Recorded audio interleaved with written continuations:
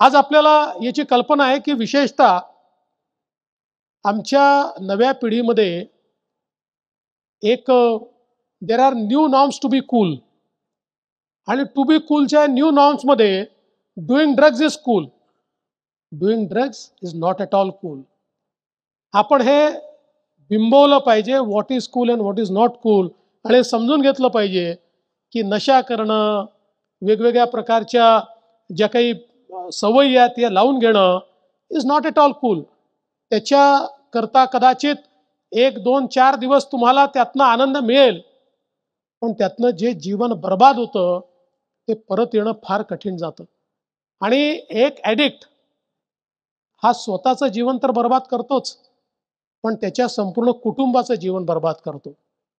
A bunch of addict हे समाजाचं जीवन बर्बाद करतात, हे आपल्या राज्याचं आणि देशाचं जीवन बर्बाद करतात. आणि म्हणून कुठेतरी आपल्याला अशा गोष्टींना नाही म्हणताच आलं पाहिजे. एखाद वेळेस असं होऊ शकतं की those who think that doing drugs is cool, ते आपल्याला त्या ठिकाणी हा मागासलेला आहे, हा बुरसटलेला आहे, इज नॉट कूल अशा प्रकारे हिणवू शकतात. पण त्यावेळी आपण रेजिस्ट करणं आणि नाही म्हणणं हीच आपल्या जीवनातल्या यशाची गुरुकिल्ली आहे. आज या ठिकाणी आपण पाहतो जॉन अब्राहम सारखे अतिशय प्रथित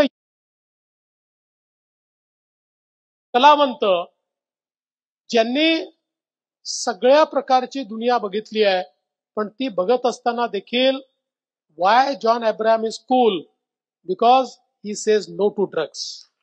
ही ताकद त्यांच्यामध्ये आहे की त्याही वातावरणामध्ये त्याला नाही म्हणण्याची ताकद त्यांच्यामध्ये. माझ्या जीवनामध्ये मी देखील कधी कुठल्याही अंमली पदार्थाला कधी शिवलो नाही, आणि कधी कोणाची म्हणायची हिंमत देखील झाली नाही. म्हणजे आता तर शक्यच नाही, पण कॉलेजमध्ये होतो तरी देखील कोणाची हिंमत झाली नाही. मला सवय लावायची, याचं कारण हा निर्धार आपला असला पाहिजे, आपल्या मनात असला. ताकद आपली आहे. आणि एक गोष्ट नेहमी लक्षात ठेवा, प्रवाहासोबत जाणारे हजारो असतात, पण जीवनामध्ये ज्याला काही करायचं आहे त्याला प्रवाहाच्या विरोधात जाऊन दाखवावं लागतं. आणि प्रवाहाच्या विरोधात जाण्याकरता शारीरिक ताकद लागत नाही, त्याच्याकरता मानसिक ताकद लागते. ज्याच्या मनामध्ये शक्ती आहे तो प्रवाहाच्या विरोधात जाऊन काहीतरी करू शकतो.